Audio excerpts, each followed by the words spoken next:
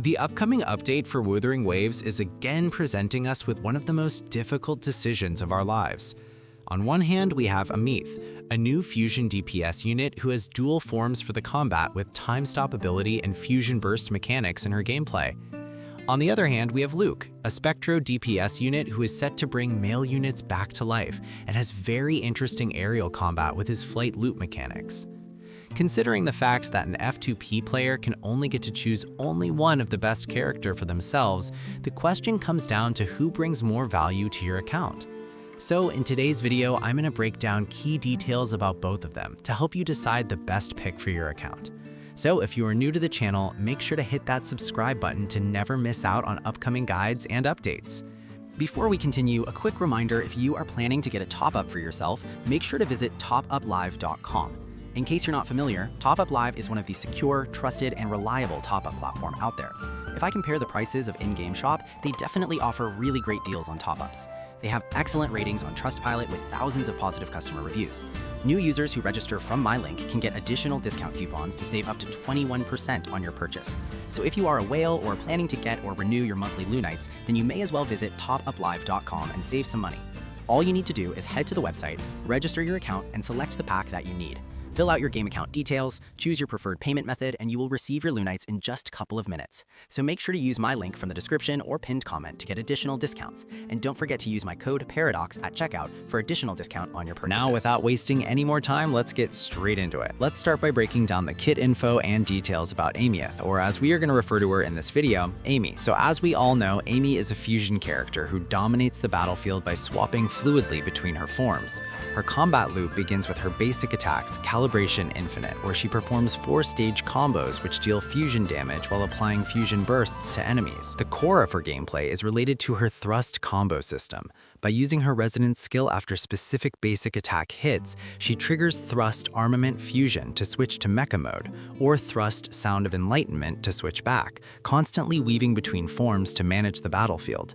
This builds her sync rate resource. Once you hit 100 sync rate, she enters the moment of Lightwing Symphony. In this state, her skills transform into Lightwing Symphony Descent, or On Stage, abilities that literally stagnate time, freezing enemies in place while dealing massive damage. But the complexity doesn't stop there. She operates in 2 distinct resonance modes depending on her team.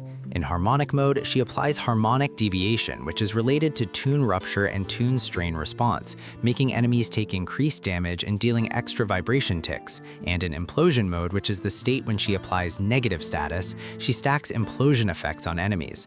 While these normally detonate automatically at 5 stacks, her skill allows you to manually detonate max stack damage without removing the stacks, allowing for infinite pressure. Her ultimate, Starglow, is a 2-stage process. The initial cast, Overload, forces her into mecha form and activates a 60-second released here state. During this window, you must fill both her sync rate and resonance rate to 200 points to unlock her true finisher, Starglow Finale, a catastrophic nuke that ignores enemy defenses and resets her form. Her resonance chains turn her into a monster. Chain 2 buffs her skill multipliers significantly, while Chain 6 is a complete game changer, allowing her harmonic and implosion passive damage ticks to critically hit with fixed stats and doubling her stack limits, effectively doubling her damage ceiling. Now that we've discussed a quick summary on Aemeath's kit details, it's time we cover the quick summary for Luuk kit info. But do keep in mind I have covered the detailed info on both of their kits, so make sure to check out the previous videos if you haven't watched already. So Luuk is a Spectro DPS character that brings a completely new dimension to combat, and he's designed to have aerial combat. I don't know why, but Kuro is making a lot of units that have kits designed for aerial combat. So as I was saying, his kit revolves around an infinite aerial loop that sets him apart from everyone else. While he has standard ground attacks, his aerial stage 3 is the most critical mechanic in his kit. At this stage, you have a branching choice. Press attack for a standard hit, or press jump to execute Scythe Judgment, a specific move that applies harmonic deviation debuffs. He also features a unique aerial dodge counter that teleports him to the enemy, ensuring he never has to touch the ground. His resonance skill, All Falls Here, is dynamic. The base version is a dash with 2 charges, but when used after aerial stage 3, it transforms into Executing Corona, a 3-stage cycling skill. Now keep in mind, this name Corona is not referenced from COVID. It's just, I don't know, maybe a mistranslation, as the real text info is from Chinese, so this is not the exact name, I'm just referring to it cause of the translation. Okay, so it rotates from Ring, a hit that allows a combo reset, to Break, a spinning charge that also resets the combo, to Shine, which creates a solar array on the ground. While this array is active, Luuk performs a special Judgment Earth Splitter plunge to detonate the array for massive burst. All of this is fueled by Solar Flow, which activates his Golden Discretion state, boosting his skill multipliers significantly. His ultimate, Definition and Permafrost, deals massive Spectro damage treated as basic attack damage, scaling with final Definition stacks you build up during his combo. His resonance chains are equally cracked, with Chain 3 allowing him to instantly transfer kill stacks to new enemies, and Chain 6 allowing him to ignore damage scaling caps on the harmonic interference system, letting him shred broken enemies like paper. With all that said, everyone is still waiting for his gameplay reveal or some leaks to finalize our choices. But worry not, because this info is kind of enough to make a choice based on what units you guys already have for your accounts.